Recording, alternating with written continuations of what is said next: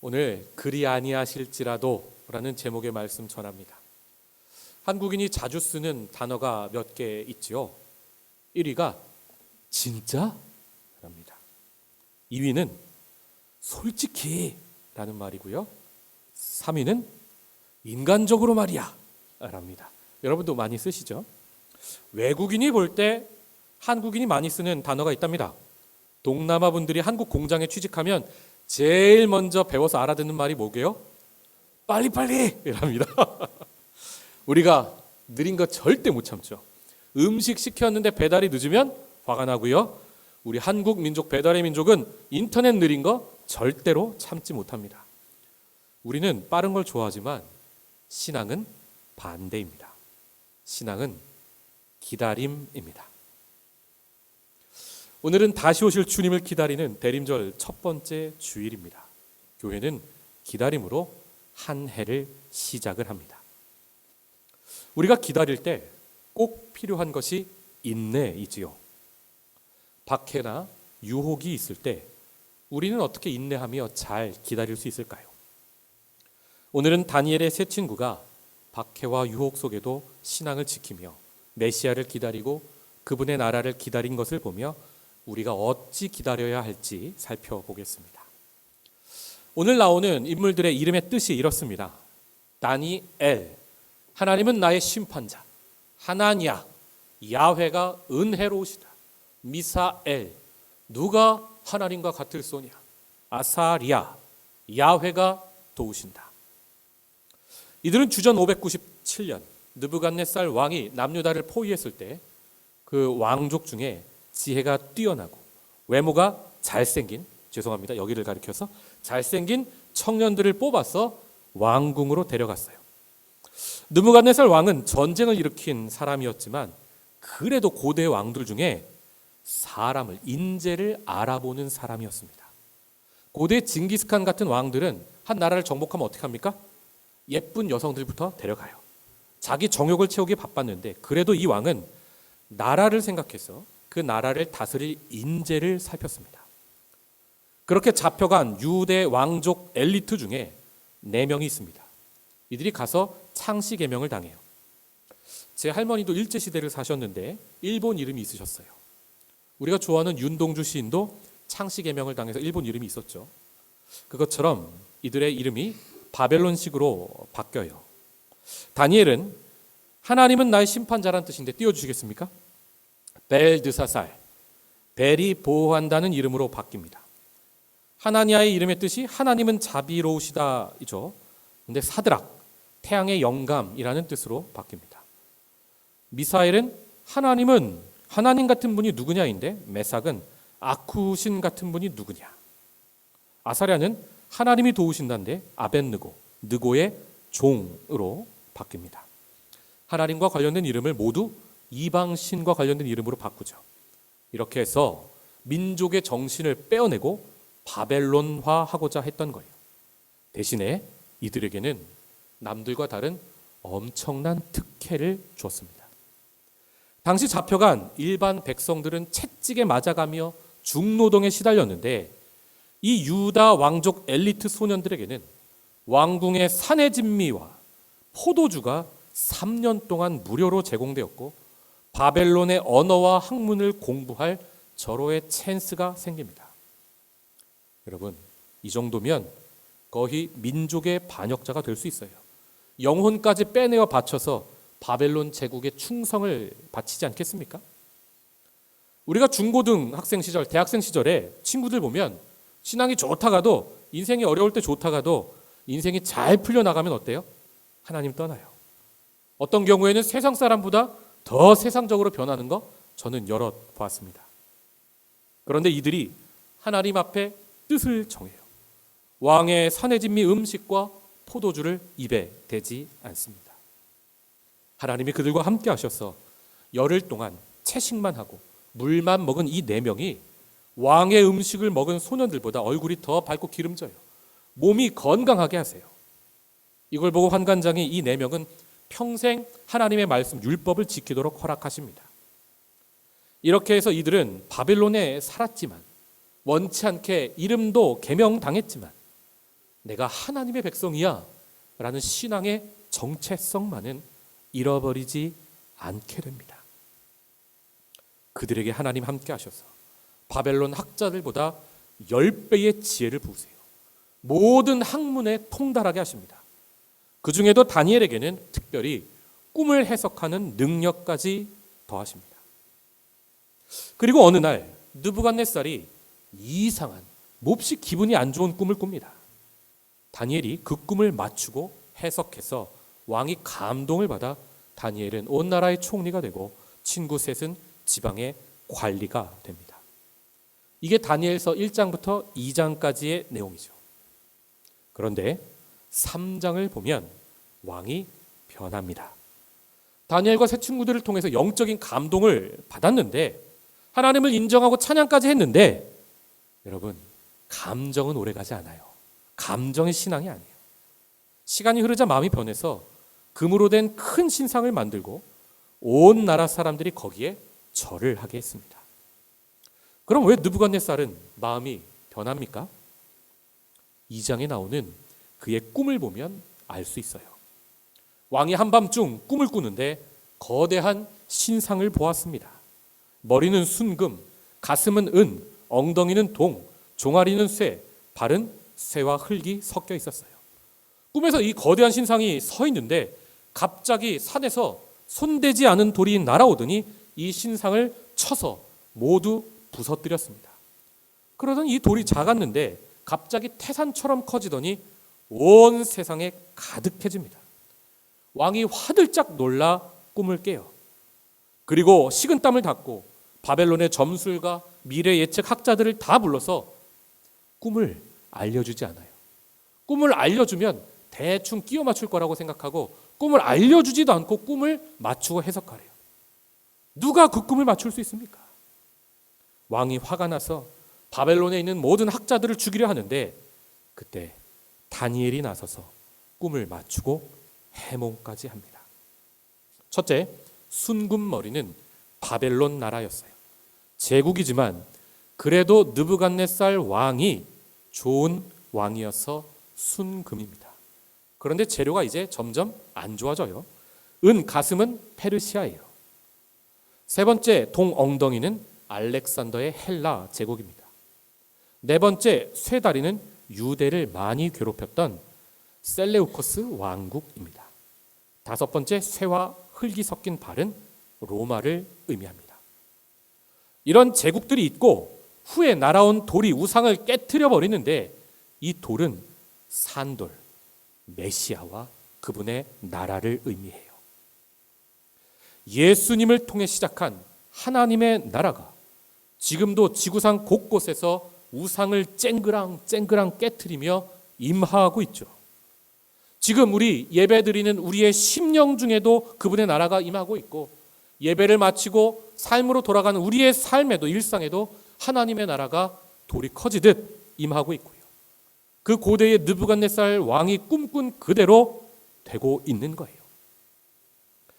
왕이 다니엘의 해석까지 듣고 반합니다. 감동을 해요. 하나님은 신 중의 신이라 찬양을 합니다. 그래서 다니엘을 총리까지 삼고요. 그런데 시간이 지나자 변질돼요. 감정은 변합니다. 그래서 말씀 양육이 필요한 거예요. 이 왕이 자기 순금 나라가 영원했으면 하는 생각이 든 거예요. 언제 은나라 동나라가 나타나서 내 나라를 무너뜨릴까? 내 나라에 쿠데타가 일어날까? 두려움과 번민에 사로잡혀서.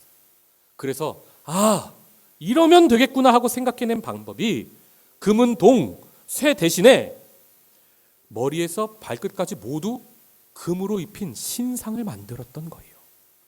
그리고 그 금나라 자기 나라에 온 세상 사람들이 다 절을 하게 하면 쿠데타가 일어나지 않고 자기 나라가 영원할 거라는 생각을 했습니다. 다니엘서 3장 1절.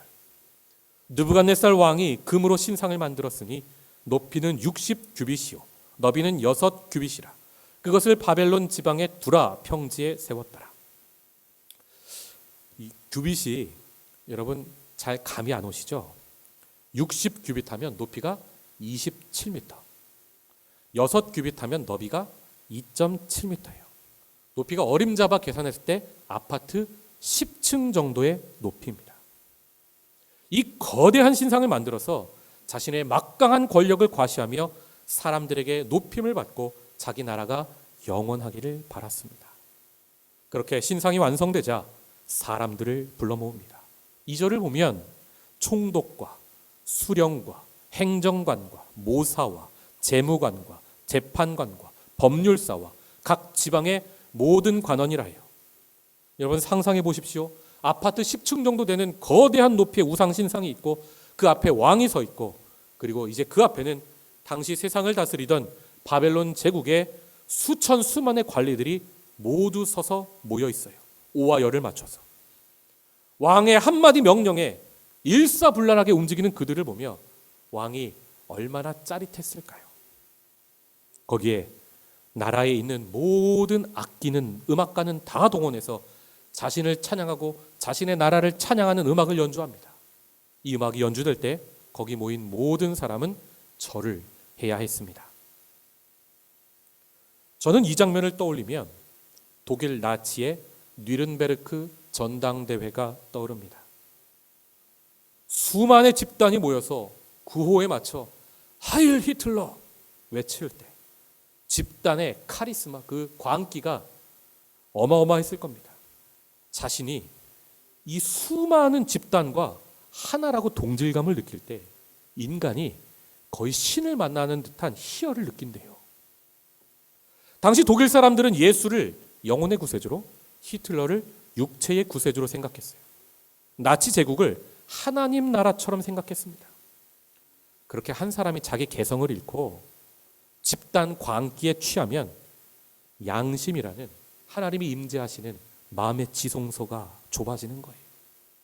그 사람의 퍼스널리티, 하나님이 부여한 영혼의 고유한 지문 같은 그 사람의 고유한 성격과 개성과 가치관이 말살되는 거예요.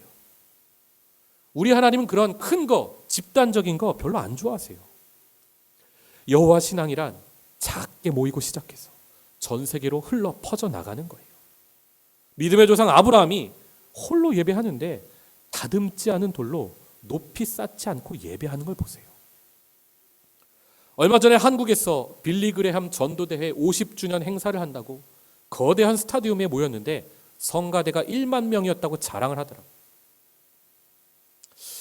그게 악은 아니죠. 그런데 그게 정말 하나님이 원하시는 거라고 말하기는 힘들어요. 성경적으로 보면 여호와 신앙이란 그런 게 아니에요. 본문에 그 집단의 광기 속에 그래도 제정신을 차리고 있는 사람이 3명 있는데 그게 오늘 주인공 사드락, 메삭, 아벳느고였어요. 프랑스의 개신교 법사회학자인 자크 엘룰이라는 사람은 정말 자유로운 사람은 모두 예스라고 할 때 아니요 라고 말할 수 있어야 한다라고 말했습니다. 이 3사람은 집단이 모두 예하며 절하는데 아니요 라고 말하는 양심의 자유를 가지고 있는 사람들이에요.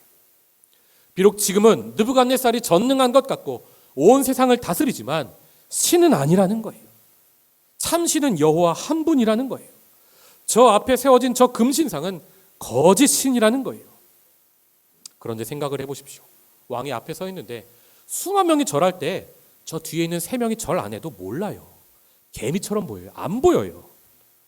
그런데 바벨론 관리 중에 그걸 보고 평소에 이들을 시기하던 사람들이 왕에게 찾아와 고자질을 했습니다.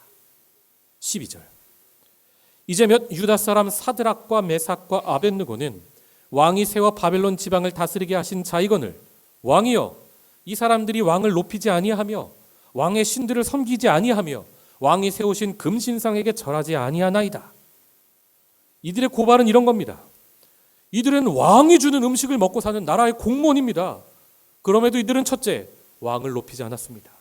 둘째, 왕의 신들을 섬기지 않고 셋째, 왕이 세운 금신상에게 지금 절하지 않고 있습니다.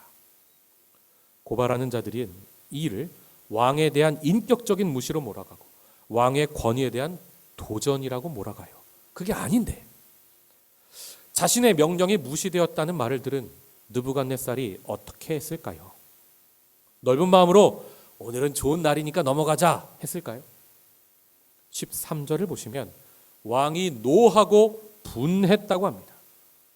포로로 잡혀온 주제에 그동안 나의 호의를 잊어버리고 감히 나의 명령을 무시해 느부갓네살은 이 일을 바로잡으려고 세 사람을 잡아옵니다. 그렇게 오늘의 무대가 펼쳐져요. 거대한 신상과 왕 앞에 세 명이 섭니다. 그리고 수많은 관중이 이 셋을 지켜봅니다. 왕이 말해요. 사드락, 메삭, 아벳느고야, 너희가 내 신을 섬기지 아니하며 내가 세운 금신상에게 절하지 않았다는데 정말이냐? 한 번의 기회를 더 줘요. 이제라도 너희가 준비하였다가 악기가 다 울릴 때 내가 만든 신상 앞에 엎드려 절해라. 회유를 하는 거예요. 유혹을 하는 거예요. 그러면 살려준다는 거예요. 하지만 거절하면 어찌 됩니까? 협박을 합니다. 너희가 만일 절하지 아니하면 즉시 너희를 맹렬히 타는 풀무불 가운데에 던져 넣을 것이니 능히 너희를 내 손에서 건져낼 신이 누가 있겠느냐. 그 무서운 왕의 협박에 세 사람이 변하지 않아요. 예수에게서, 하나님에게서 뒤돌아서지 않아요. 확고한 결심으로 끝까지 믿음을 지켜냅니다. 오늘 세 사람의 마음이 되어서 17절과 18절의 말씀을 함께 읽어보겠습니다. 시작. 왕이여, 우리가 섬기는 하나님이 계시다면 우리를 맹렬히 타는 풀무불 가운데에서 능히 건져내시겠고 왕의 손에서도 건져내시리이다. 그렇게 하지 아니하실지라도 왕이여, 우리가 왕의 신들을 섬기지도 아니하고 왕이 세우신 금신상에게 절하지도 아니할 줄을 아옵소서.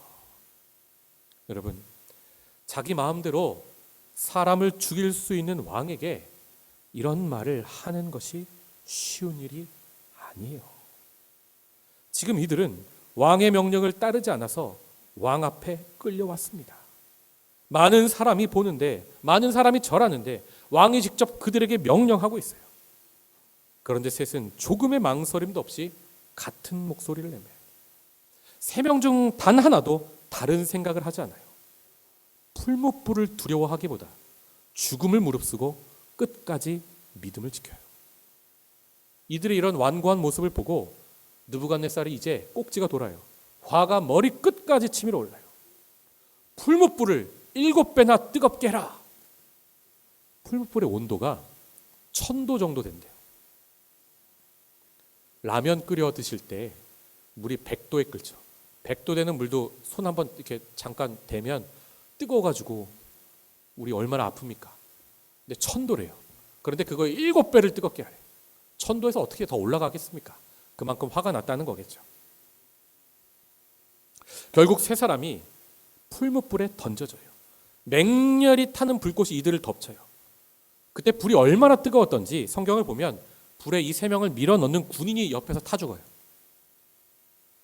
그런데 그 자리에 하나님이 함께 하셨습니다. 불 가운데 들어가는 그 세 사람을 지키세요. 밖에서 보던 느부갓네살이 자세히 보니까 뭔가 이상해요. 25절.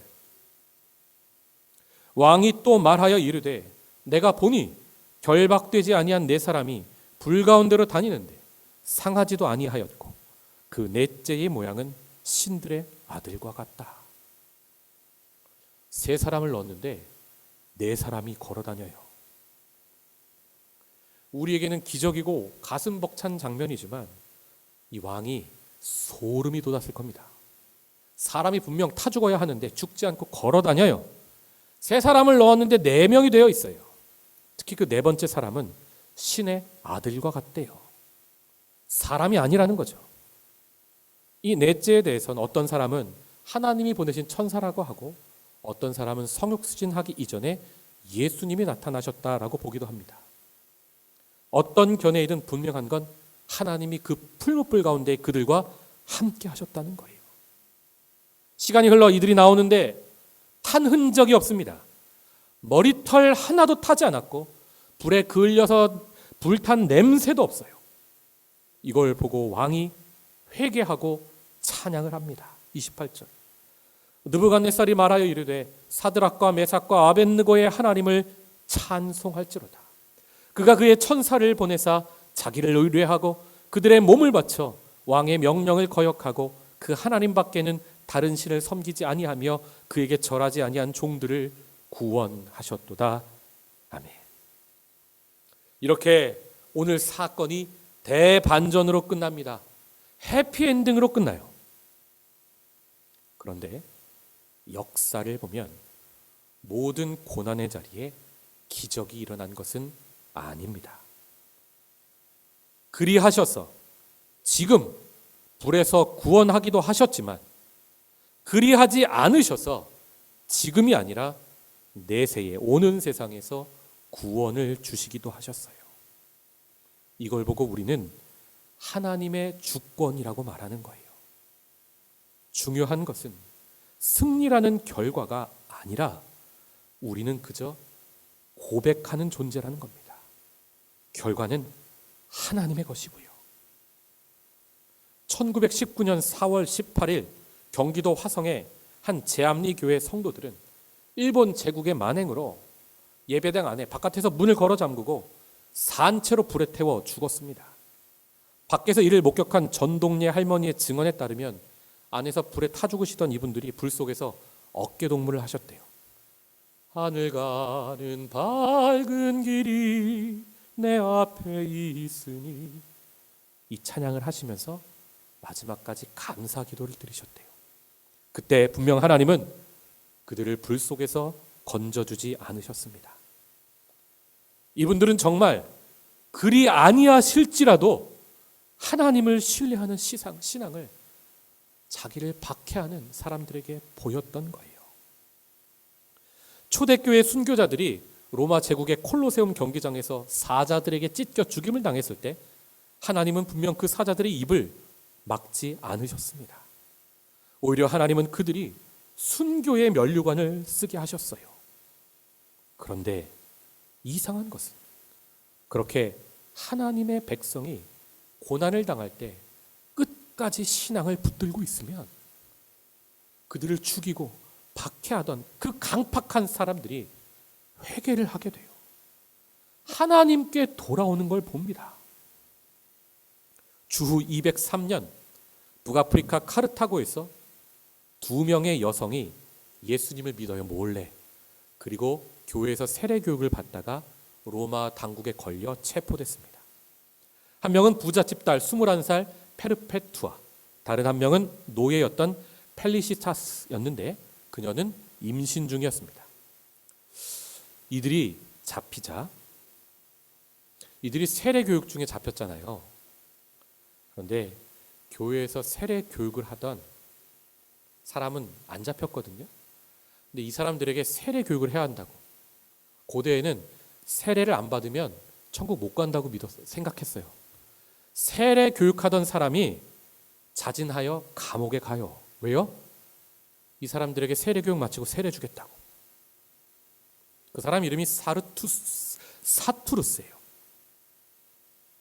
이 사람은 자신의 이 계획대로 감옥에서 이 2명에게 세례 교육을 다 해요. 그리고 감옥에서 세례까지 줘요. 그리고 가장 먼저 원형 경기장에 불려가 죽임을 당했습니다.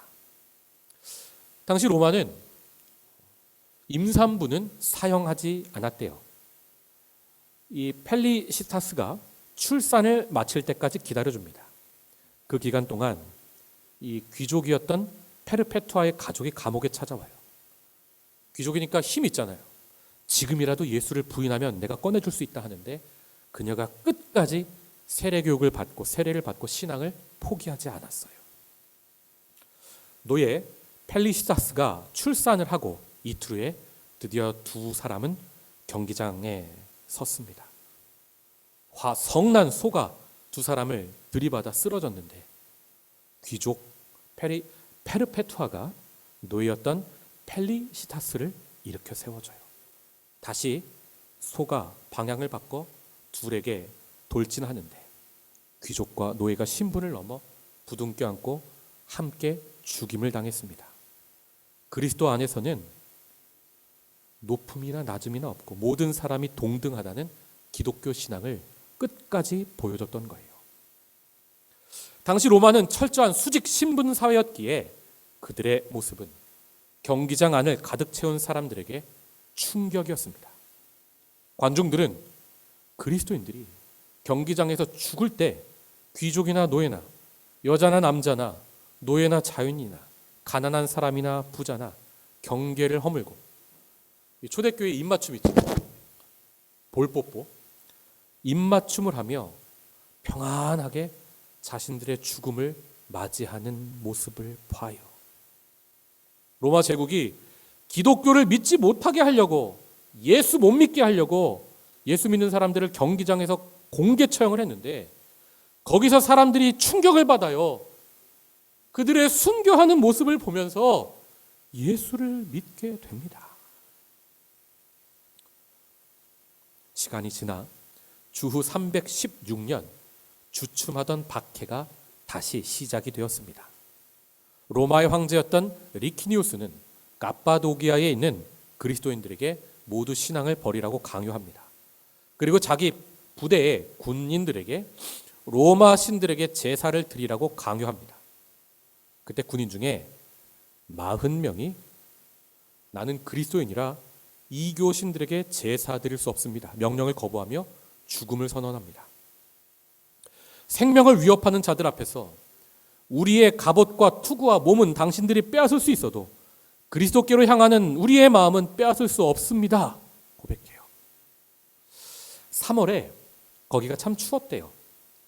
얼은 호수에 얼음을 깨고 40개의 구멍을 뚫어서 40명 병사들의 옷을 벗긴 후에 그 얼음 구덩이에 병사들을 넣고 배교시킵니다.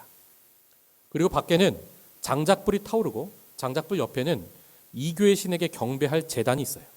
그리고 그 옆에 따뜻한 물이 채워진 욕조가 있어요. 유혹하는 거죠. 예수 버리고 로마 신에게 예배하라고. 그 악한 박해자는 아무리 고집스러운 병사일지라도 추위는 못 이긴다. 기독교 신앙 지금 잠시 후면 버릴 거라고 확신했어요. 그런데 그 기대가 여지없이 무너집니다. 병사들이 꽁꽁 언 입술을 움직이면서 함께 기도하기 시작해요. 주여, 우리는 모두 40명입니다. 우리 40명은 생명의 면류관을 놓치지 않을 것입니다. 우리의 이 거룩한 숫자는 변함이 없을 것입니다. 3일을 버텼대요, 그들이. 그러다가 한 명이 얼음에서 뛰쳐나와서 이교의 제단에 희생제물을 바쳐요. 그리고 그 대가로 따뜻한 욕조에 들어가게 허락을 받아요. 그런데 그가 그 욕조에 들어가자마자 심장마비로 죽습니다. 왜요? 너무 온도가 급격하게 바뀌어서 그가 죽었던 거예요. 그때 이 장면을 보지 못하고 이교도 병사 중 하나가 감시하던 사람이 모닥불을 쬐며 잠시 졸았는데 그때 꿈속에서 환상을 봐요. 하늘로부터 천사가 내려오는데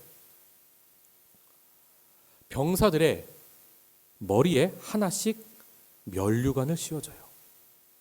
자기가 면류관을 쓴 병사들의 숫자를 세어보니까 40명이 아니라 39명이에요.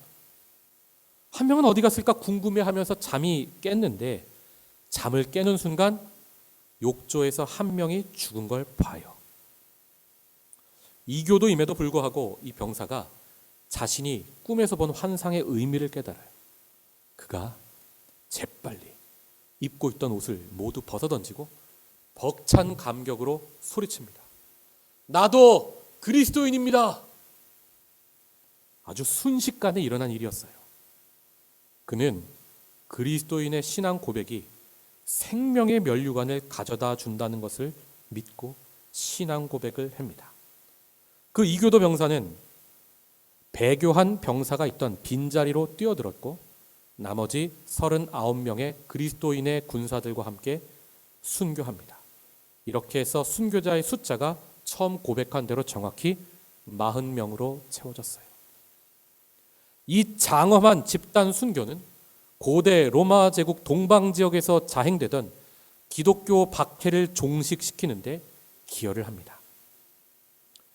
사랑하는 성도 여러분, 기독교 신앙이란 한마디로 그리 아니하실지라도입니다.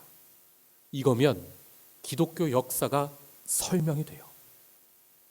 우리 한국에도 순교자들의 피가 흘러서 오늘 내가 예수를 믿는 거예요. 우리가 이렇게 예배를 드릴 수 있는 거예요. 1938년 한 일본 경찰이 작성한 보고서를 보면 신사참배에 저항하다 약 2,000명의 성도들이 감옥에 갇혔고 그중 50명의 목사, 장로, 전도사님들이 순교를 했습니다.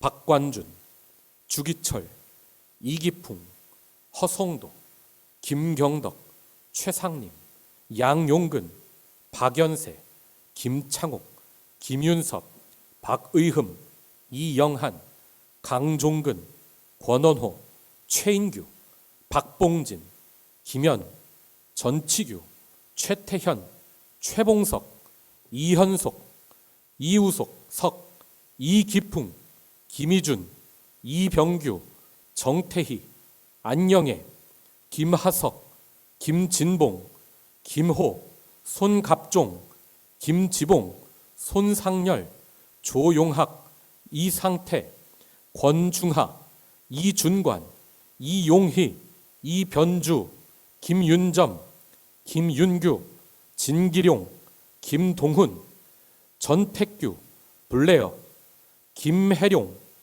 김종희, 서정명, 유부영, 임용환, 김묘생, 서순학. 여러분, 이 이름 들어보셨어요? 이 사람들 아세요? 우리는 몰라요. 알아도 잊어요. 그런데 하나님은 절대로 이들을 잊지 않으십니다. 이들이 바로 생명의 면류관을 얻는 사람들이기 때문입니다. 오늘 본문에 그리하셔서 구원받은 사드락, 메삭, 아벳느고만 기억하지 맙시다.